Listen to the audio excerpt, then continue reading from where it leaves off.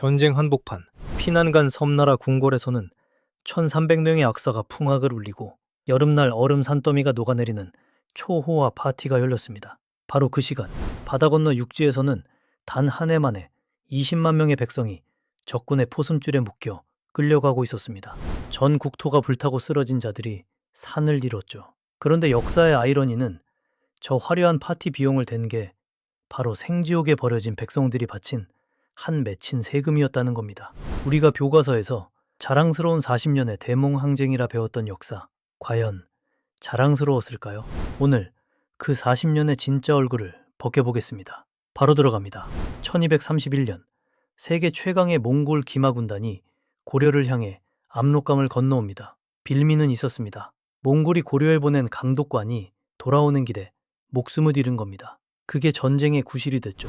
고려의 성들이 추수할 때 낫에 베이듯 무너지기 시작했고 나라 전체가 공포에 휩싸였습니다. 1차 침입에서 귀주성의 박서 장군이 40일 넘게 버텨냈고 충주에서는 백성들이 자발적으로 성벽에 올라 싸웠습니다. 고려가 완전히 무너진 건 아니었어요. 하지만 몽골은 물러가면서 고려 곳곳에 감독관 72명을 배치합니다. 이건 시작일 뿐이었습니다. 다음에 올 때는 더 많은 군대를 보내겠다는 경고였거든요. 그런데 이 절체절명의 순간 가장 중요한 결정을 내린 건 왕이 아니었습니다. 당시 고려는 무신 정권이 100년째 실권을 쥐고 있었고 왕은 허수아비였습니다. 나라를 움직이는 건 최씨 집안, 그 중에서도 최우였거든요. 1232년 7월 최우가 내린 명령, 수도를 통째로 강화도로 옮긴다. 명분은 그럴듯했습니다. 몽골군은 물에 약하니까 섬으로 가면 안전하다는 거였죠. 하지만 한국 민족문화 대백과는 그 진짜 이유를 이렇게 적고 있습니다. 최우가 자신의 정권을 보존하고 유지하고자 행한 조처. 맞습니다. 몽골과 평화협정을 맺고 전쟁이 끝나면 왕권이 회복되고 그럼 자신의 무신 정권은 끝이 나니까요. 전쟁을 끝내는 게 두려워서 권력을 놓기 싫어서 수도를 통째로 섬으로 옮기고 육지로 통하는 다리를 끊어버린 겁니다. 수백만의 백성은 불타는 땅에 그대로 버려둔 채로요. 강화도로 건너간 다음 날 최우는 무려 2,000명의 군대를 투입해 새 궁궐 공사를 시작합니다. 이름도 개경의 것들을 그대로 가져다 붙였죠. 뒷산은 송악산, 거리 이름도 똑같이. 심지어 개경에 있던 자기 전 재산을 대규모 수레로 실어 나르고 정원을 꾸미겠다고 본토 전쟁터에서 희귀한 나무까지 뽑아다 강화도로 옮겼습니다. 당시에도 이걸 정면으로 비판한 사람이 있었습니다. 고려사에 남아있는 유승단의 상소입니다. 성곽과 종사를 버리고 섬에 숨어 엎드려 백성으로 하여금 장정은 다 목숨을 잃게 하고 노약자는 끌려가게 함은 국가를 위하여 좋은 계책이 아닙니다. 800년 전에 이미 알고 있었던 겁니다. 바다를 건너는 순간 육지의 백성은 버려진다는 걸요. 대체 이 강화도 안에서 무슨 일이 벌어졌길래 사관들이 그토록 분노했을까요? 고려 사전료에 기록된 어느 5월의 연회 장면입니다. 화려한 무대를 세우고 비단 휘장을 두릅니다. 은과 자개로 장식한 큰 항아리 4개에 한여름인데도 얼음을 산더미처럼 쌓아놨죠. 진귀한 작약꽃을 깔아두고 무려 1350명의 악사가 풍악을 울렸습니다. 이웃집 100여 채를 강제로 부수고 그 자리에 격구장을 만들기도 했죠. 백성의 집을 부수고 자기들 놀이터를 만든 겁니다. 최우, 최항, 최의, 최씨 무신정권 4대, 62년 내내 이런 사치가 이어졌습니다. 당시 고려사의 사관은 이렇게 기록하며 분노를 토해냅니다. 나라가 오랑캐에게 침략당해 겨우 보존하고 있는 상황에서 권력을 도둑질하여 망령스럽게 사치하고 조금도 두렵게 생각하지 않았다. 그런데 가장 기가 막힌 건 따로 있습니다. 전 국토가 유린당하는 그 전쟁 중에도 육지에서 거둔 세금을 실은 조은선은 꼬박꼬박 강화도로 향했다는 겁니다. 고통 속에 쓰러져가는 백성들의 고열을 짜내서 자기들 파티 비용을 댄 거예요. 대체 같은 시각 바다 건너 육지에서는 어떤 일이 벌어지고 있었을까요? 몽골은 1231년부터 무려 28년 동안 9차례나 고려를 짓밟았습니다. 고려사는 몽골군이 지나간 곳은 모두 잿더미가 되었다고 기록합니다. 이건 비유가 아닙니다. 2차 침입 때 대구 부인사에 보관되어 있던 초조대장경이 불에 탔습니다. 수백 년에 걸쳐 만든 고려 최고의 문화유산이 하루아침에 잿더미가 된 겁니다. 1238년에는 경주 황룡사 9층 목탑마저 재로 변했습니다. 3차 침입 때는 4년 동안 전 국토를 유린했고 경주까지 짓밟혔습니다. 4차 침입 때는 몽골의 대칸이 갑자기 세상을 떠나면서 군대가 물러갔습니다. 잠깐의 숨통이 트이나 싶었죠. 하지만 5차 침입부터는 양상이 완전히 달라집니다. 이전까지는 빠르게 치고 빠지는 방식이었다면 이제는 아예 주저앉아서 하나하나 부수기 시작한 겁니다. 춘주성에서는 항복한 백성들까지 몰살시켰습니다. 그리고 6차 침입. 이때가 28년 전쟁 중 가장 참혹했습니다. 1254년 단 한 해에 포로로 끌려간 백성만 20만 6,800여 명. 당시 고려 인구의 약 7%가 한 해 만에 증발한 겁니다. 전쟁에서 쓰러지고, 굶주려 쓰러지고, 전염병에 쓰러진 사람의 수는 고려사의 표현을 빌리자면 부지기수, 세수조차 없었습니다. 실제로 고려 475년 역사에서 전염병이 35회 발생했는데 그 대부분이 이 전쟁 기간에 집중됐습니다. 전쟁이 아니라 재앙이었어요. 그런데 여기서 적군의 칼날보다 더 잔인한 국가의 폭력이 등장합니다. 섬으로 도망친 최씨 정권이 육지 백성들에게 기가 막힌 명령을 내립니다. 산성과 섬으로 피신하라. 이른바 해도입보책입니다. 전 국민한테 산으로 대피하라고 명령만 던져놓고 식량도 무기도 지원군도 전혀 보내주지 않은 겁니다. 게다가 이 명령을 따르지 않으면 백성의 집과 식량을 우리 관군이 직접 불태워버렸습니다. 그 결과가 어떻게 됐는지 보겠습니다. 최항의 명으로 청주 백성을 강제로 이주시킨 송길류라는 관리가 있었습니다. 이주를 거부하는 백성의 집과 양식을 소각했어요. 기록에 따르면 대다수가 굶주림에 쓰러졌습니다. 몽골군의 칼이 아니라 자기 나라의 명령 때문에 굶주려 쓰러진 겁니다. 공산성에서는 입보한 백성들 가운데 늙은이와 어린아이들의 유해가 골짜기를 메울 정도였다고 합니다. 살아남기 위해 아이를 나무에 묶어두고 떠나야 했던 어미도 있었어요. 먹을 것을 나눌 여력이 없으니 어린 잎 하나를 줄여야 나머지가 사는 겁니다. 철주성에서는 보름을 버텼지만 식량이 다하고 지원군이 이르지 않아 성 안의 사람들이 모두 최후를 맞이했습니다. 적의 칼날이 아니라 무책임한 아군의 방치와 강압이 백성들을 쓰러지게 만든 겁니다. 끌려간 사람들의 운명은 더 처참했습니다. 만주 요양과 심양으로 집단 이주당해 부임을 당했어요. 몽골 군인의 종으로 전락한 겁니다. 나중에는 이 지역에 고려인이 너무 많아져서 심양 안부 고려 군민 총관부라는 기관까지 설치됐습니다. 그 중에는 홍복원이라는 인물이 있었는데 고려인이면서 몽골의 투항에서 끌려온 동포들을 관리하는 역할을 맡았습니다. 같은 고려인이 같은 고려인을 지배하는 구조가 만들어진 겁니다. 고려사 열전에는 김천이라는 사람의 이야기가 적혀 있습니다. 끌려간 어머니에게서 14년 만에 소식이 전해졌는데 그 내용은 이랬습니다. 배가 고파도도 먹지 못하고 추워도 입을 것이 없었으며 낮에는 밭을 메고 밤에는 방아를 찧어 간신히 삶을 연명한다. 14년입니다. 14년 동안 매일 그런 생지옥을 견딘 거예요. 백성은 몽골군에게 한 번, 자기 나라에 한 번, 두 번 빼앗겼습니다. 그런데 이 끔찍한 절망 속에서 누구도 예상치 못한 반전이 일어납니다. 장군은 도망갔습니다. 그런데 승려와 천민이 활을 들었습니다.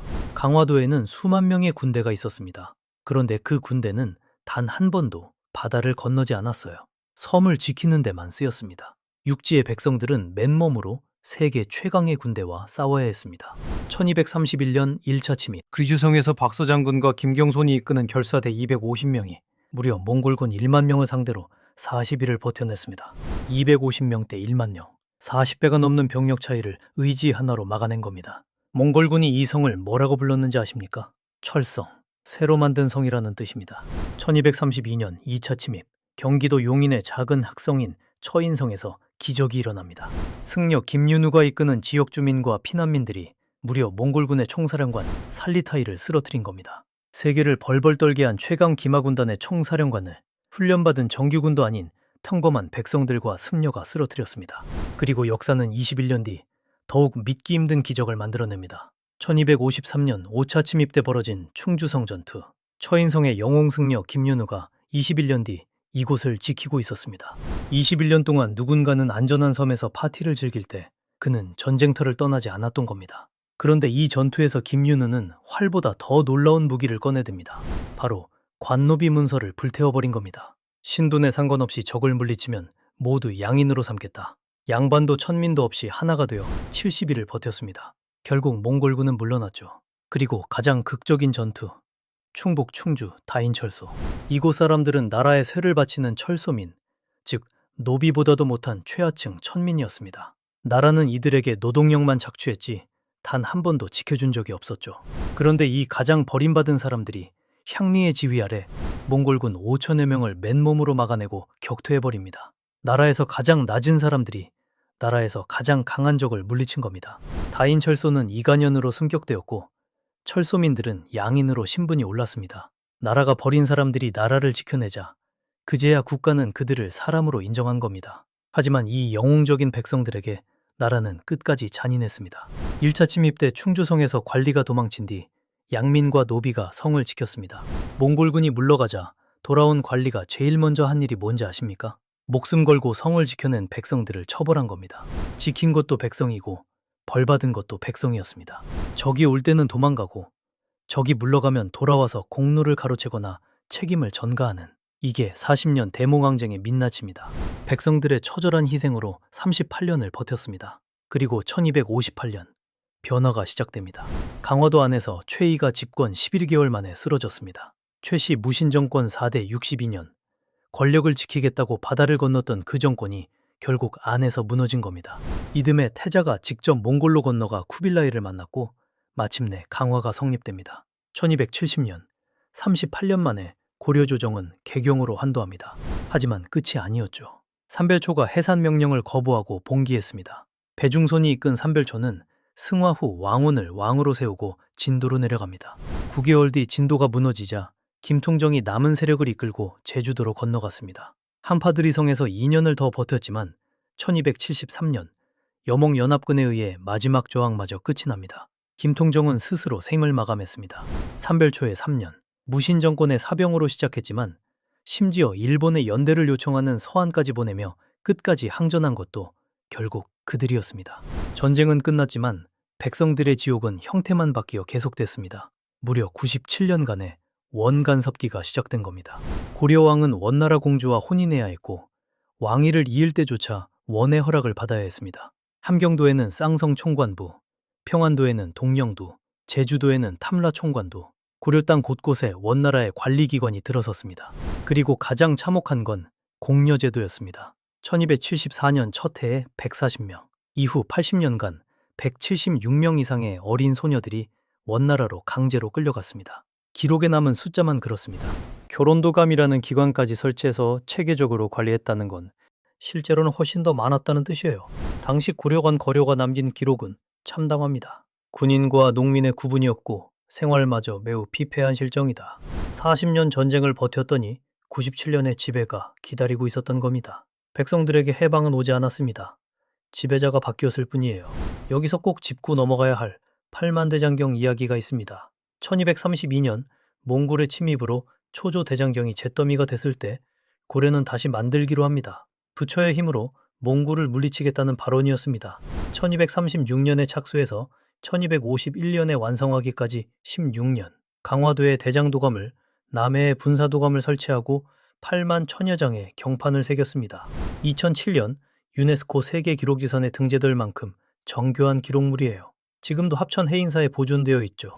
그런데 정말 뼈아픈 사실은 그 16년 동안 섬에서 안전하게 대장경을 새기고 부처에게 기도하는 사이에도 육지에서는 몽골의 참혹한 침입이 단 한 번도 멈추지 않았다는 겁니다. 기도가 완성된 후에도 전쟁은 승리가 아니라 굴욕적인 항복으로 끝났습니다. 40년 전쟁, 그리고 97년 지배, 합치면 137년입니다. 고려라는 나라가 존재한 475년 중 거의 3분의 1을 이 고통 속에서 보낸 겁니다.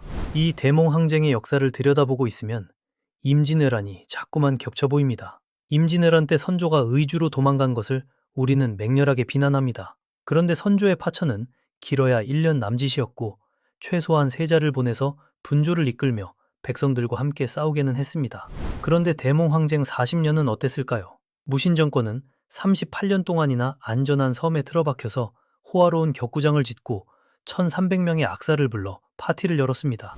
육지 백성들에겐 단 한 명의 지원군도 한 톨의 쌀도 보내주지 않았습니다. 산으로 숨으라 명령해놓고 따르지 않으면 우리 손으로 백성의 집을 불태웠습니다.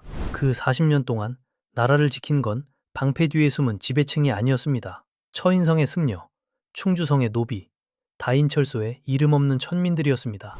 강화도에서는 연회가 열리고 육지에서는 한 해에 20만 명이 끌려갔던 시대. 권력자는 도망가고 가장 낮은 자들이 온몸으로 막아냈던 40년. 여러분은 이 참혹한 40년의 역사를 과연 교과서의 말처럼 자랑스러운 대몽항쟁이라 부를 수 있겠습니까? 우리가 진짜 기억해야 할 이름은 강화도의 화려한 궁궐터가 아니라 육지에서 이름 없이 쓰러져간 백성들의 넋이실 것입니다. 다음 이야기에서 뵙겠습니다.